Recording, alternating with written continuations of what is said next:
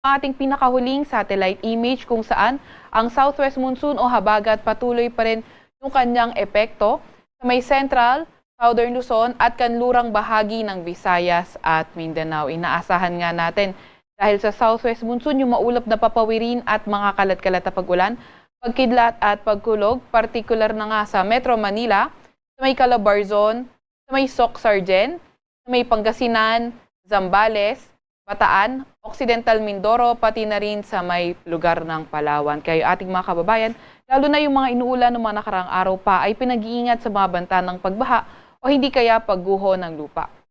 Samantalang Intertropical Convergence Zone o ITCZ, ito yung salubungan ng hangin galing Northern at Southern Hemisphere. Ito ang kasalukuyang nakakaapekto sa silangang bahagi ng Mindanao at ngayon ay nagpapaulan sa Surigao del Sur, pati na rin sa may Davao Region.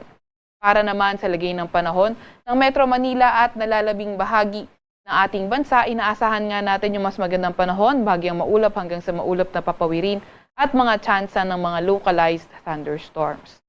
Sa kasalukuyan nga ay may minomonitor tayong low pressure area sa labas ng ating Philippine Area of Responsibility. Etong low pressure area na ito ay mataas ang tsansa na maging isang ganap na bagyo in the next 24 to 48 hours. Gayunpaman, wala itong direktang epekto kahit na anong bahagi ng ating bansa at hindi natin nakikita for now na papasok ito ng ating Philippine Area of Responsibility. As of 3 p.m., ito ay nasa layong 2,560 kilometers east-northeast ng extreme northern Luzon. Aside sa LPA, na nasa labas ng ating PAR, wala na tayo ibang namomonitor na low pressure area or bagyo sa loob ng ating Philippine Area of Responsibility or malapit. Para naman sa lagay ng ating panahon bukas, nakikita natin kanlurang bahagi ng Central Luzon, pati na rin sa may Southern Luzon, particular na nga sa Calabarzon, Bicol Region at Mimaropa, posible pa rin magdala ng mga pag-ulan ang habagat o southwest monsoon. Sa nalalabing bahagi naman ng Luzon, inaasahan nga natin na mas magandang panahon, partly cloudy to cloudy skies at may mga tsansa ng mga localized thunderstorms. Muli, sa Metro Manila, posible pa rin maging maulan dahil yan sa habagat o southwest monsoon by tomorrow. Agwat ng temperatura bukas sa Metro Manila at Legazpi ay 26 to 32 degrees Celsius, 24 to 33 degrees Celsius sa may Lawag, 25 to 36 degrees Celsius sa may Tugigaraw. Sa Baguio ay 17 to 25 degrees Celsius, 24 to 30 degrees Celsius naman sa Bay Tagaytay.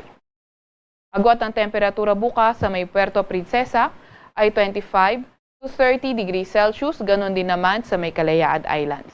Para naman sa lagay ng panahon sa Visayas at Mindanao, nakikita nga natin na sa kanlurang bahagi ng Visayas at Mindanao, posibleng magpaulan na rin sa mga lugar na yan ang southwest monsoon o habagat. At sa nalalabing bahagi ng Visayas at Mindanao, mas magandang panahon, pero may mga tsansa pa nga rin ng mga localized thunderstorms.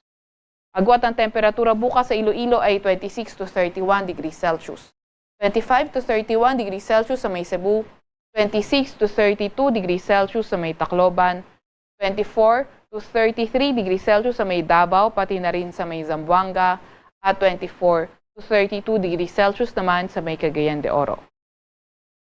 Para naman sa lagay ng ating karagatan, wala pa rin tayong nakataas na gale warning sa kahit na anong dagat baybayin ng ating bansa. Para naman sa 3-day weather outlook ng mga pangunahing syudad natin, nakikita natin by tomorrow or for Tuesday until Thursday, Metro Manila, pati na rin sa mga ibang lugar sa western section ng Southern Luzon at Central Luzon, posibleng magpaulan nga itong southwest monsoon o habagat, kung saan naman sa may Baguio City at Legazpi City, mas magandang panahon, partly cloudy to cloudy skies, at may mga tsansa ng mga localized thunderstorms. Sa Metro Manila, ang agwat ng temperatura ay from 25 to 32 degrees Celsius, 16 to 25 degrees Celsius sa may Baguio City at 25 to 33 degrees Celsius naman sa may Legazpi City.